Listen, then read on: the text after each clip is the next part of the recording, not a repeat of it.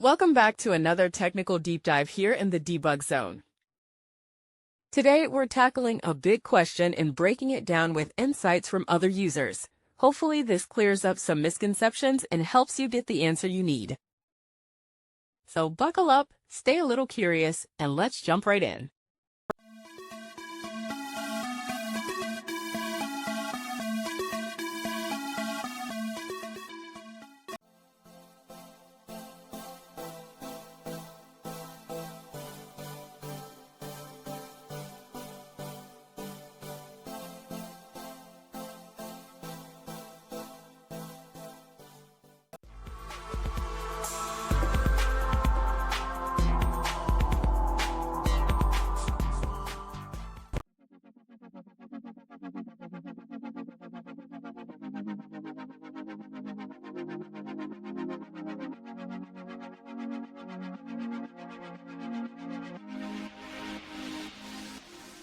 And that's a wrap.